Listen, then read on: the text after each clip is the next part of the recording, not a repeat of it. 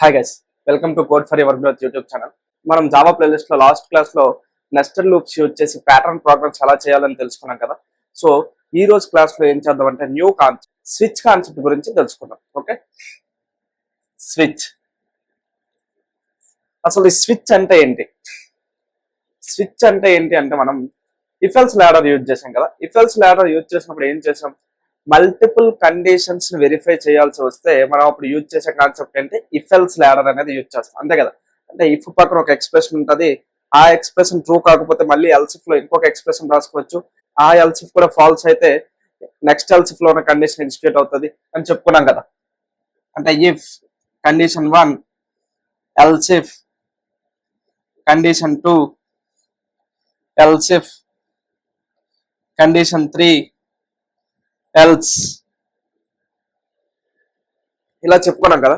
So ఈ if else ladder కి replacement మనకి ఏంటి అంటే స్విచ్ అన్నమాట. ఓకే, సో స్విచ్ అనేది ఏంటి మనకి ఇఫ్ ఎల్స్ లాడర్ కి రీప్లేస్మెంట్ అన్నమాట. అంటే మనం స్విచ్ అనేది ఎప్పుడు యూజ్ చేసుకోవచ్చు అంటే మల్టిపుల్ కండిషన్స్ వెరిఫై చేయాలనుకుంటే అప్పుడు మనం స్విచ్ బ్లాక్ కూడా యూజ్ చేసుకోవచ్చు. ఓకే, సో ఇప్పుడు మనం ఈ స్విచ్ బ్లాక్ యొక్క సింటాక్స్ అనేది చూద్దాం. సో ఇది మనకి స్విచ్ బ్లాక్ యొక్క సింటాక్స్. అంటే స్విచ్ అని రాసి దాని పక్కన మనం ఏదైనా ఒక ఎక్స్ప్రెషన్ అనేది ఇవ్వాలి. ఆ ఎక్స్ప్రెషన్ యొక్క వాల్యూ అనేది మనకి ఈ కేసెస్ ఏవైతే ఉన్నాయో వీటితో వెరిఫై చేసుకుంటారు. అది వెరిఫై చేసుకుని ఆ ఎక్స్ప్రెషన్ యొక్క వాల్యూని బేస్ చేసుకుని ఆ పర్టికులర్ కేస్ బ్లాక్ అనేది ఎగ్జిక్యూట్ అవుతుంది. ఓకే, సో నేను మీకు ఎగ్జాంపుల్స్ చెప్తానప్పుడు మీకు క్లియర్గా అర్థమవుతుంది. కానీ మీకు అప్పటివరకు మీరు తెలుసుకోవాల్సింది ఏంటంటే ఫస్ట్ సింటాక్స్ మీద కాన్సన్ట్రేషన్ చేయండి. ఓకే, స్విచ్ దాని పక్కన ఏదైనా మనకు ఒక ఎక్స్ప్రెషన్, తర్వాత మనకి brackets open and close, case C1 semicolon number of statements, ఎన్నైనా స్టేట్మెంట్స్ రాసుకోవచ్చు, తర్వాత బ్రేక్ స్టేట్మెంట్ రాయాలి. ఓకే, తర్వాత case C2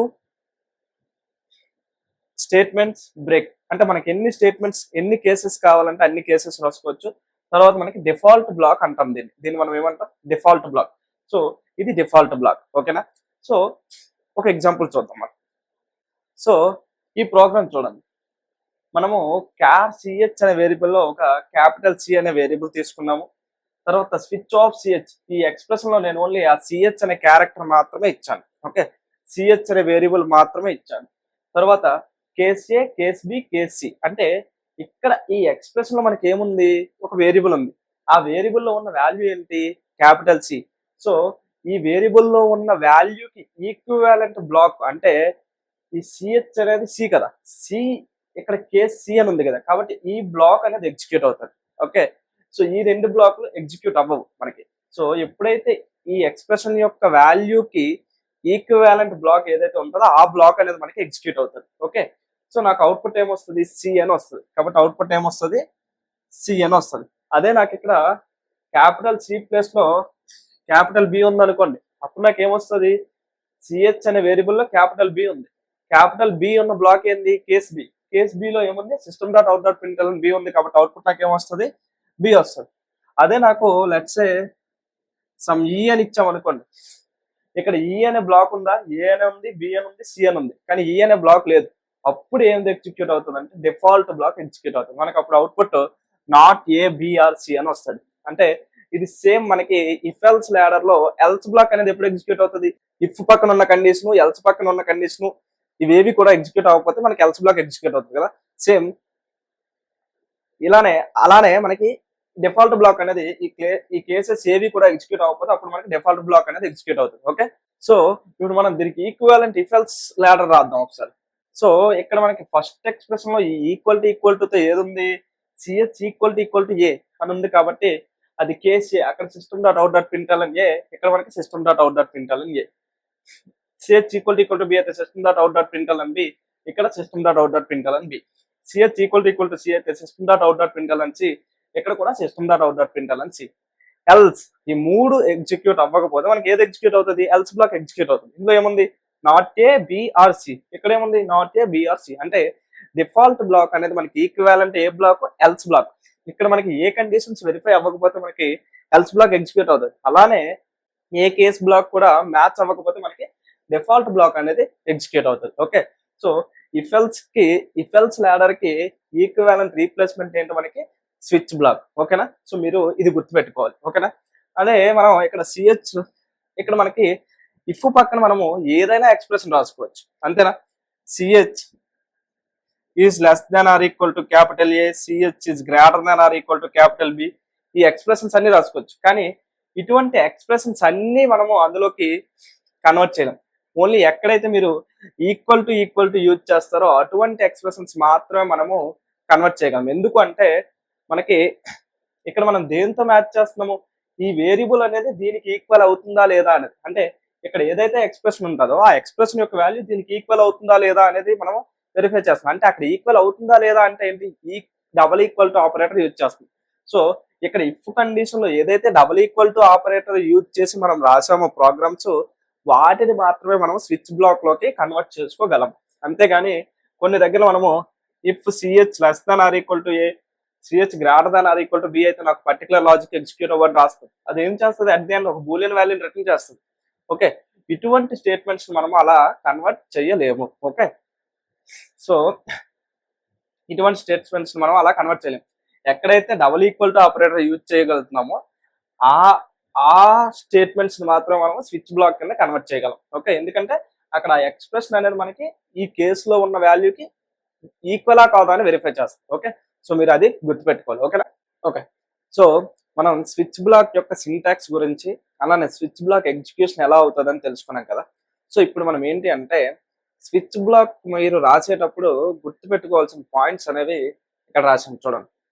expression value can be byte, short, int, long, char, enum, string or wrapper classes. అంటే మనము switch పక్కన ఏదైనా ఒక ఎక్స్ప్రెషన్ రాస్తామని చెప్పాను కదా. స్విచ్ పక్కన ఏదైనా ఒక ఎక్స్ప్రెషన్ రాస్తామని చెప్పాను. అంటే నేను లాస్ట్ ఎగ్జాంపుల్ ఏమని చెప్పాను, char ch equal to capital A, switch of ch అని పెట్టాను. అంటే డైరెక్ట్ గా నేను ఇక్కడ ఒక వేరియబుల్ ఏమి ఇచ్చేసాను. అలా కాకుండా మనము ఇలా కూడా రాయొచ్చు, int A equal to 3 switch of A plus 3 into 2 ఇలా కూడా రాయొచ్చు. ఓకే, ఏ ప్లస్ 3 ఇంటూ 2 అంటే ఇది మనకి ఏంటి, మనకి ఒక ఎక్స్ప్రెషన్. అంతేనా? సో మనం ఈ స్విచ్ పక్కన వేరియబుల్ నేమే ఉండాల్సిన అవసరం అనేది లేదు. అక్కడ మనకి ఏదైనా సరే ఒక ఎక్స్ప్రెషన్ అనేది ఉండొచ్చు. ఆ ఎక్స్ప్రెషన్ అనేది మనకి అట్ ది ఎండ్ మనకి ఒక వాల్యూ ఇస్తుంది కదా. ఆ వాల్యూ యొక్క డేటా టైప్ అనేది మనకి ఏముండాలి అనేది మనకి పాయింట్ చెప్తుంది. సో ఆ స్విచ్ పక్కన ఏదైతే ఎక్స్ప్రెషన్ ఉందో ఆ ఎక్స్ప్రెషన్ అనేది అట్ ది ఎండ్ మనకు ఒక వాల్యూ ఇస్తుంది. ఆ వాల్యూ యొక్క డేటా టైప్ అనేది expression value can be of byte అయినా అవ్వచ్చు, షార్ట్ అయినా అవ్వచ్చు, ఇంట్ అవ్వచ్చు, లాంగ్ అవ్వచ్చు, క్యారెక్టర్ అవ్వచ్చు, ఏనం, స్ట్రింగ్ ఆర్ వ్రాపర్ క్లాసెస్. ఈ మూడింటి గురించి మనం చెప్పుకోలేదు. మనం జావా క్లాసెస్ లో నేను టోటల్ జావా క్లాసెస్ లిస్ట్ అనేది ప్రిపేర్ చేశాను. అందులో మనం నెక్స్ట్ వచ్చే క్లాసెస్ లో మనం ఏనం గురించి, స్ట్రింగ్ గురించి, వ్రాపర్ క్లాసెస్ గురించి తెలుసుకున్నాం. ప్రెజెంట్ మీరు ఈ పాయింట్ అనేది నోట్ డౌన్ చేసుకోండి. తర్వాత మనం ఆ క్లాసెస్ చెప్పుకునేటప్పుడు వాటిని యూజ్ చేసి స్విచ్ అనేది మీరు ట్రై చేయొచ్చు. ఓకేనా? ప్రెజెంట్ సో స్విచ్ పక్కన ఉన్న ఎక్స్ప్రెషన్ యొక్క వాల్యూ యొక్క డేటా టైప్ ఏంటి, either byte or short or int or long or character.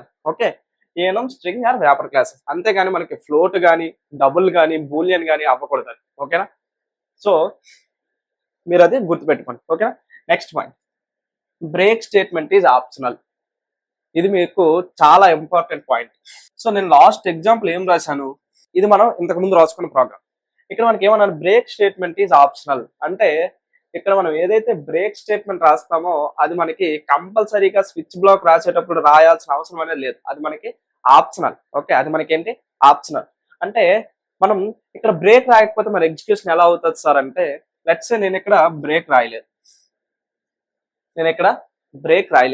First ఏం చేస్తుంది, సిహెచ్ అనేది ఏ కేసుతో ఈక్వాలెంట్ అవుతుంది అని వెరిఫై చేస్తుంది. ఏ కేసుతో ఈక్వలెంట్ అవుతుంది, కేస్ బి అనేది అంతా ఈక్వలెంట్ అవుతుంది. కాబట్టి అవుట్పుట్ లో మనకి system.out.println బి అని ప్రింట్ అవుతుంది. తరువాత మనకి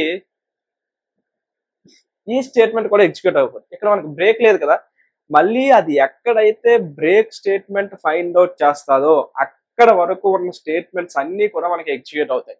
సో ఇక్కడ system.out.println తర్వాత బ్రేక్ లేదు, కాబట్టి నెక్స్ట్ స్టేట్మెంట్ కేస్ సి అని ఉంది. Even though CH value C అవ్వకపోయినా సరే మనకి ఇక్కడ బ్రేక్ లేదు కాబట్టి నెక్స్ట్ బ్రేక్ వచ్చేటంత వరకు each and every statement execute చేస్తుంది. ఇక్కడ system dot out dot print అని సి ఉంది కాబట్టి సి అనేది అవుట్పుట్ వస్తుంది. కాబట్టి ఈ ప్రోగ్రామ్ అవుట్పుట్ నాకు ఏమొస్తుంది, బిసి అని వస్తుంది. Okay, break statement is optional in switch black.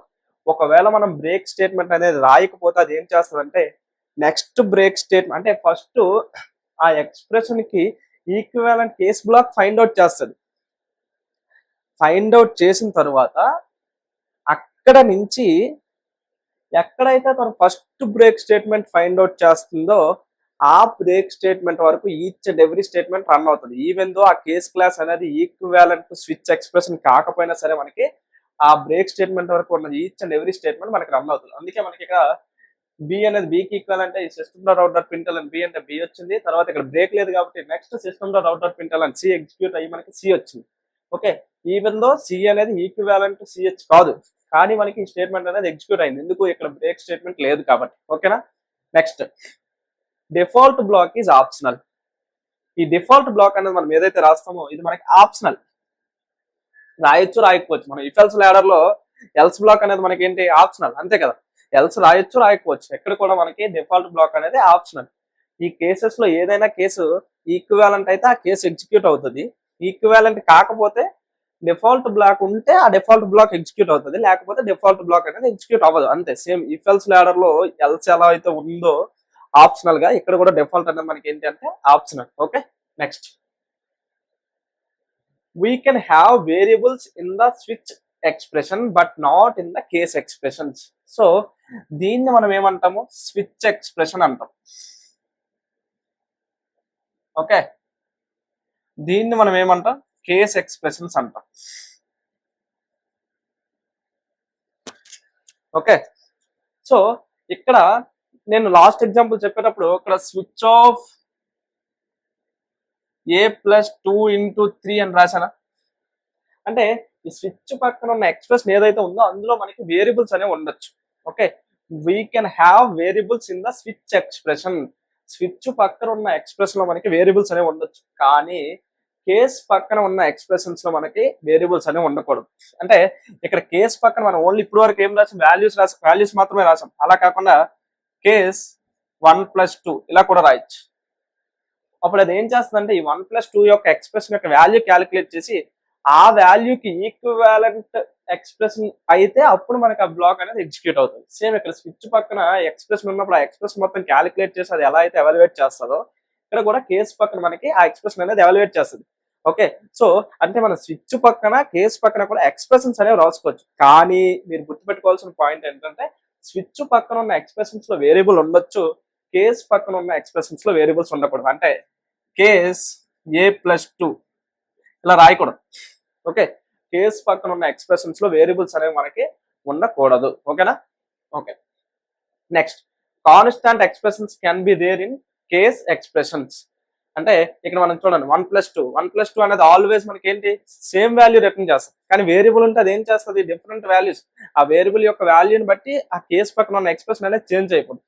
కాబట్టి మనకి కేస్ పక్కన అనేది మనకి ఎప్పుడు కూడా కాన్స్టాంట్ ఎక్స్ప్రెషన్స్ మాత్రమే ఉండాలి, అంతేగాని వేరియబుల్స్ అనేవి ఉండకూడదు. అదే చెప్పాడు, constant expressions can be there in case expressions. Okay, next case values must be constants, literals and of the same type as switch expressions. అంటే ఈ కేస్ పక్కన మనం ఏదైతే ఎక్స్ప్రెషన్ రాసామో ఫస్ట్ మీరు గుర్తుపెట్టుకోవాల్సిన పాయింట్ ఏంటంటే దాని యొక్క డేటా టైపు స్విచ్ పక్కన ఉన్న ఎక్స్ప్రెషన్ యొక్క డేటా టైప్ రెండు కూడా సేమ్ ఉండాలి. ఓకే, రెండు కూడా ఏముండాలి, సేమ్ ఉండాలి.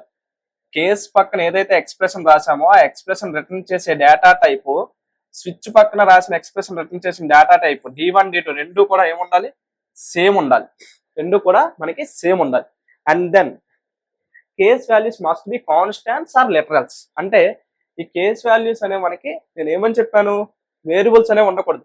ఎయిదర్ ఒక ఎక్స్ప్రెషన్ ఉంది, ఆ ఎక్స్ప్రెషన్ అనేది ఒక వాల్యూ రిటర్న్ చేయాలి. అంటే ఈ లిటరల్ అంటే ఏంటి, ఈ స్మాల్ ఏ, క్యాపిటల్ బి, క్యాపిటల్ సి, వీటిని మనం లిటరల్స్ అంటాం. మనం వేరియబుల్స్ క్లాస్ చెప్పుకునేటప్పుడు చెప్పుకున్నాం. ఓకే, సో ఇలా లిటరల్స్ అయినా ఉండాలి, లేకపోతే ఒక కాన్స్టాంట్ ఎక్స్ప్రెషన్ అయినా ఉండాలి, లేకపోతే ఒక కాన్స్టాంట్స్ ఉండాలి. జావాలో కాన్స్టాంట్స్ ఎలా డిఫైన్ చేసుకోవాలనేది మనం నెక్స్ట్ క్లాసెస్ లో చెప్తాం. ఓకే, సో అలా కాన్స్టాంట్స్ అయినా మనం ఈ కేసు పక్కన ఇవ్వచ్చు. ఓకే, ఈ కాన్స్టాంట్స్ గురించి, ఏనమ్స్, స్ట్రింగ్స్, ర్యాపర్ క్లాసెస్ గురించి మనము నెక్స్ట్ క్లాసెస్ లో చెప్తాం. మీరు మన నెక్స్ట్ క్లాసెస్ అన్ని చూడండి, అప్పుడు అర్థమవుతుంది. ఓకే, జస్ట్ మీకు ఇప్పుడు ఈ క్లాస్ లో ఏంటంటే స్విచ్ యొక్క ఎగ్జిక్యూషన్ ఎలా ఉంటుంది అనేది మీకు తెలియాలి అంతే. ఓకేనా, next duplicate values are not allowed in case values. అంటే ఇక్కడ మనం case A, case B, case C అని ఇచ్చాం కదా. ఇక్కడ నేను ఆల్రెడీ కేస్ ఏ అని రాశాను, మళ్ళీ ఇక్కడ కేస్ ఏ అని రాయకూడదు. అంటే డూప్లికేట్ వాల్యూస్ రెండు కూడా సేమ్ వాల్యూస్ ఉన్నాయి, case A and then case A, ఇలా మనం రాయకూడదు. డూప్లికేట్ వాల్యూస్ అనేది అలో చెయ్యదు. రెండు కూడా మనకి ఏంటంటే రెండు ఎప్పుడు కూడా each and every case different గా ఉండాలి. Each and every case unique values తో ఉండాలి. ఓకేనా, అదే 7th పాయింట్. సో ఈ విధంగా మనకి స్విచ్ అనేది ఎగ్జిక్యూట్ అవుతుంది. ఓకేనా, సో మనం ఏం చేద్దాం అంటే ఒక ప్రోగ్రామ్ మనం ల్యాప్టాప్ లో టైప్ చేద్దాం, మీకు అప్పుడు తెలుస్తుంది. ఓకేనా. హాయ్ గైస్, సో మనం స్విచ్ బ్లాక్ గురించి చెప్పుకున్నాం కదా బోర్డు మీద. సో ఇప్పుడు మనం ఏం చేద్దాం అంటే కొన్ని ఎగ్జాంపుల్స్ ప్రాక్టీస్ చేద్దాం, మీకు స్విచ్ బ్లాక్ అనేది డీటెయిల్గా అర్థమవుతుంది. ఓకే, నేను ఒక స్విచ్ క్లాస్ క్రియేట్ చేశాను, తర్వాత మెయిన్ మెథడ్ రాస్తున్నాను, public static void main string args. Okay, so let's say నాకు char ch equal to some capital B అని ఉంది. ఓకే, సో ఇక్కడ నేను స్విచ్ ఆఫ్ సిహెచ్ అని రాసి case A system dot out dot println కేసీ అని రాసుకున్నాను. మనం ఏమైనా రాసుకోవచ్చు, అంటే నేను only system dot out dot println ఎందుకు రాస్తున్నానంటే జస్ట్ మనకి అవుట్పుట్ స్టేట్మెంట్స్ వస్తాయి అనేసి రాస్తున్నాను అంతే తప్ప వేరే ఇంకేం కాదు. ఓకే, సో ఇక్కడ చూడండి మనం లాస్ట్ పాయింట్ చెప్పుకున్నాం, duplicate values are not allowed అనేసి. సో డూప్లికేట్ వాల్యూస్ అనేవి ఇక్కడ ఇవ్వడానికి అవ్వదు. ఓకే, సో మనం ఏం చేయాలి, డిఫరెంట్ వాల్యూస్ అనేవి మనం ఇవ్వాలి. Okay, next let's say default system dot out dot println some not A B C or D. Okay, so ఇక్కడ మనం డిఫరెన్షియేట్ చేసుకోవాలి కాబట్టి ఏబిసి అండ్ దెన్ డి అని ఇచ్చాం.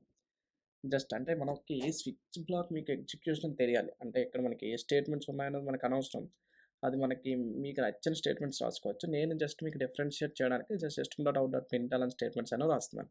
ఇక్కడ మనకి స్విచ్ యొక్క ఎగ్జిక్యూషన్ ఏంటి, ఇక్కడ స్విచ్ పక్కన ఉన్న ఎక్స్ప్రెషన్ యొక్క వాల్యూ అనేది మనకి ఏ వాల్యూ అయితే వస్తుందో ఆ వాల్యూకి ఈక్వాలెంట్ కేస్ బ్లాక్ ఏదైతే ఉందో ఆ పర్టికులర్ కేస్ బ్లాక్ అనేది మనకి ఎగ్జిక్యూట్ అవుతుంది.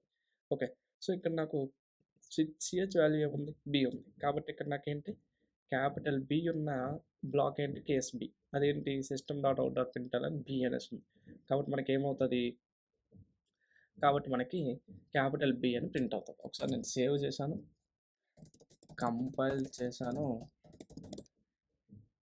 తర్వాత మనం రన్ చేయాలి జావా స్పేస్ స్విచ్. చూడండి క్యాపిటల్ బి అని అవుట్పుట్ వచ్చింది. ఎందుకు, నాకు ఇక్కడ క్యాపిటల్ బి ఉంది, క్యాపిటల్ బి ప్లేస్లో క్యాపిటల్ బి ఉంది, system dot out dot println capital B అని ఉంది కాబట్టి మనకి క్యాపిటల్ బి అని ప్రింట్ అయింది. ఇక్కడ మనకి బ్రేక్ స్టేట్మెంట్ ఉంది కాబట్టి ఎగ్జిక్యూషన్ అనేది మనకి అక్కడ ఆ పర్టికులర్ ఈక్వాలెంట్ కేస్ బ్లాక్ ఏదైతే ఉందో అది ఎగ్జిక్యూట్ అయ్యి మనకి స్విచ్ యొక్క ఎగ్జిక్యూషన్ అనేది బ్రేక్ నుంచి అవుట్ సైడ్ ఆఫ్ స్విచ్కి వచ్చేసింది. రిమైనింగ్ ఏ స్టేట్మెంట్స్ కూడా ఎగ్జిక్యూట్ అవ్వవు. అదే మనకి ఇక్కడ బ్రేక్ స్టేట్మెంట్ లేదనుకోండి, లెట్స్ ఇక్కడ కూడా మనం రిమూవ్ చేద్దాం. నేను ఏమని చెప్పాను, బ్రేక్ స్టేట్మెంట్ ఈజ్ ఆప్షనల్ అని చెప్పాను.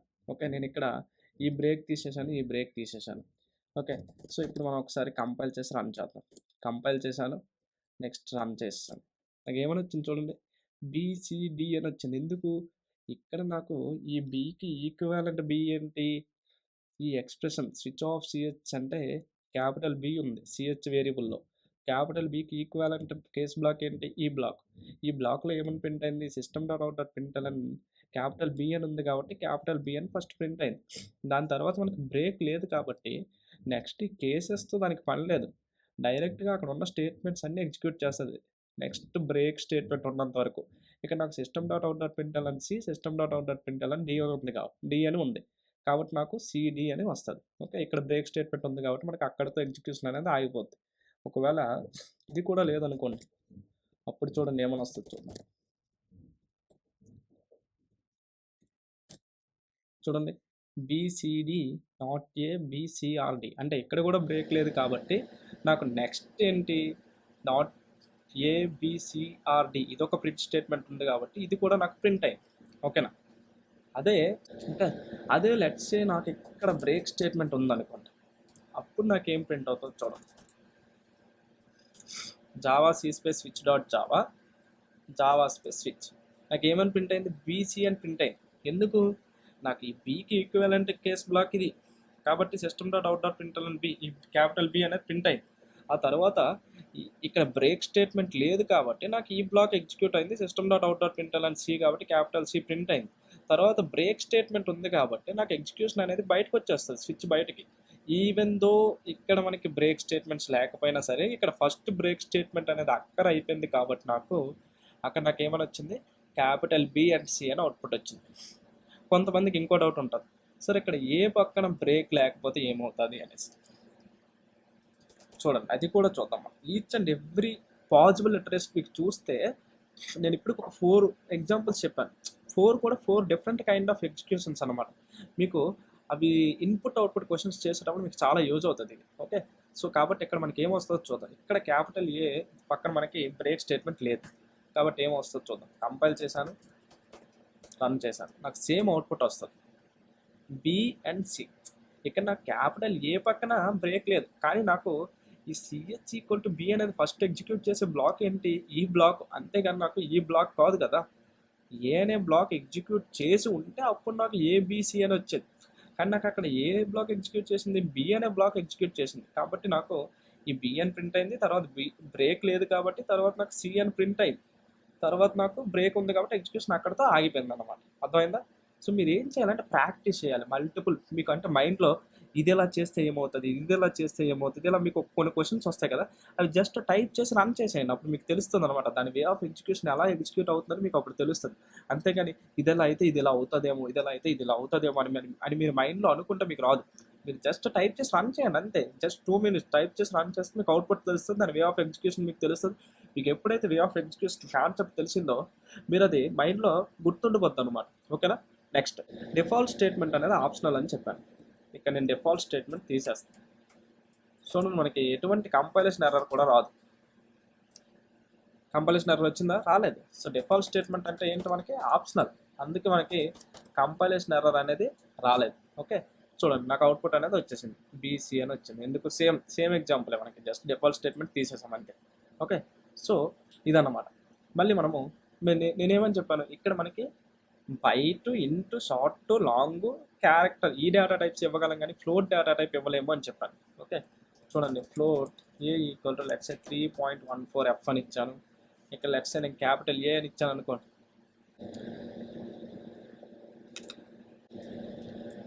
ఓకే, సో స్విచ్ ఆఫ్ ఏ అని ఇచ్చాను కదా. ఇప్పుడు నేను ఒకసారి జస్ట్ రన్ చేద్దాం. అంటే లెట్స్ నేను ఒక ఏదైనా బ్లాక్ రాద్దాం. Let's 3.14 F equal to system dot out dot println some hello అని రాశాను.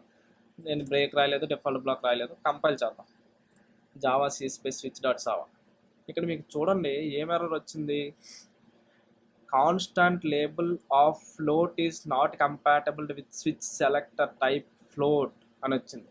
అలానే ఇక్కడ చూడండి cannot switch on a value of type float, only convertible int value strings or ఏనం variables are permitted అని వచ్చింది ఇక్కడ మీకు. ఓకే, సో మనకి స్విచ్ పక్కన మనము ఫ్లోట్ వాల్యూస్ అనేవి ఇవ్వలేమన్నమాట. ఓకేనా? సో మీరు అది గుర్తుపెట్టుకోవాలి. ఓకే, నెక్స్ట్ ఇంట్ ఏ ఈక్వల్ టు లెట్స్ 3 అని ఇచ్చాను. ఇక్కడ మనము సమ్ 3+2 అని ఇచ్చాను. లెట్స్ ఇక్కడ కేస్ 4+1 అని ఇచ్చాను. System dot out dot println hello అని ఇచ్చి బ్రేక్ ఇచ్చాను. Case some 3 system dot out dot println hi అని ఇచ్చాను, బ్రేక్ అని ఇచ్చాను. ఓకే, డిఫాల్ట్ బ్లాక్ నేను రాయను, జస్ట్ రన్ చేస్తాను. ఇక్కడ నాకు చూడండి స్విచ్ పక్కన మనం ఎటువంటి ఎక్స్ప్రెషన్ అయినా రాసుకోవచ్చు, అంతేనా? సో నేను ఇక్కడ ఒక ఎక్స్ప్రెషన్ రాశాను. అలానే కేస్ పక్కన కూడా మనం ఎక్స్ప్రెషన్ రాసుకోవచ్చు కాబట్టి ఇక్కడ ఒక ఎక్స్ప్రెషన్ రాసుకున్నాను. సో ఇప్పుడు మనకి దీనికి అవుట్పుట్ ఏమొస్తుంది, స్విచ్ ఆఫ్ 3+2 అంటే 5, 4+1 అంటే 5. కాబట్టి 5 అనేది 5కి ఈక్వలెంట్ అవుతుంది కాబట్టి హల్లో అనే అవుట్పుట్ అనేది వస్తుంది. ఇక్కడ బ్రేక్ స్టేట్మెంట్ ఉంది కాబట్టి ఎగ్జిక్యూషన్ అనేది స్విచ్ యొక్క బయటకు వచ్చేస్తుంది. ఓకే, ఒకసారి రన్ చేద్దాం. Java C space switch dot Java, Java space switch. నాకు అవుట్పుట్ ఏమొచ్చింది, హల్లో అని వచ్చింది. ఓకే, ఇక్కడ నేను ఇంకొక పాయింట్ చెప్పాను. స్విచ్ పక్కన ఉన్న వేరియబుల్స్లో, స్విచ్ పక్కన ఉన్న ఎక్స్ప్రెషన్లో మనకి వేరియబుల్స్ అనేవి యూజ్ చేసుకోవచ్చు అని చెప్పాను. లెట్స్ సే a+2 అని ఇచ్చాను అనుకో. ఓకే, 3+2 5 కాబట్టి మళ్ళీ మనకి సేమ్ అవుట్పుట్ రావాలి, అంతేనా? Java C space switch dot Java, Java space switch, నాకు హల్లో అనే వచ్చింది. ఓకే, నేను ఇంకొక పాయింట్ చెప్పాను. కేస్ పక్కన మనం ఉన్న ఎక్స్ప్రెషన్లో వేరియబుల్స్ రాయకూడదు అనేసి. చూడండి ఇక్కడ నాకు ఏమని వచ్చింది, case expression must be constant expressions అనేసి వచ్చింది. అంటే మనం అక్కడ వేరియబుల్స్ అనేవి మనము పెట్టకూడదు. ఓకే ఓకే, అక్కడ మనకి కాన్స్టాంట్ ఎక్స్ప్రెషన్స్ అనేవి పెట్టకూడదు. ఓకే, నెక్స్ట్ కొంతమందికి ఇంకో డౌట్ వచ్చి ఉంటుంది. సార్ ఇక్కడ కేస్ 4+1 5 ఇచ్చారు, నేను ఇంకొక ఎక్స్ప్రెషన్ రాస్తున్నాను 0+5 అనేది, అది కూడా నాకు 5 వస్తుంది అంటే అప్పుడు కంపైలర్ ఏం చేస్తుంది అంటే ఈ ఎక్స్ప్రెషన్ అనేది ఈవెన్ దో రెండు ఎక్స్ప్రెషన్స్ డిఫరెంట్ ఎక్స్ప్రెషన్స్ కానీ మనకి ఎటువంటి సేమ్ వాల్యూస్ ఇస్తున్నాయి, at the end values same కదా. కాబట్టి 0+5 అంటే 5, 4+1 అంటే 5, రెండు ఏంటి డూప్లికేట్ వాల్యూస్ 5. మనం డూప్లికేట్ వాల్యూస్ కేస్ బ్లాక్లో అలౌ చెయ్యం కాబట్టి మనకి ఇక్కడ ఇలా different expressions with same value వచ్చే ఎక్స్ప్రెషన్స్ అనేవి ఇవ్వకూడదు మనం. ఓకేనా? సో ఈ విధంగా మనకి స్విచ్ స్టేట్మెంట్ యొక్క ఎగ్జిక్యూషన్ అనేది వర్క్ అవుతుంది. ఓకేనా? సో మీరు ఏం చేస్తారంటే జస్ట్ మల్టిపుల్ ఎగ్జాంపుల్స్ ప్రాక్టీస్ చేయండి. నేను ఇక్కడ ఎలా అయితే కొన్ని ఎగ్జాంపుల్స్ నా ఇష్టం వచ్చినట్టు టైప్ చేసి ఇచ్చానో మీరు కూడా మీకు నచ్చిన ఎగ్జాంపుల్స్ ప్రాక్టీస్ చేయండి. అప్పుడు మీకు ఈచ్ అండ్ ఎవ్రీథింగ్ డీటెయిల్గా తెలుస్తుంది. ఓకేనా? Thank you so much guys. So guys, మీకు మన వే ఆఫ్ ఎక్స్ప్లెనేషన్ నచ్చితే వీడియోని లైక్ చేసి కామెంట్ చేసి అలాగే మన యూట్యూబ్ ఛానల్ని సబ్స్క్రైబ్ చేయండి. ఓకేనా? Thank you so much guys.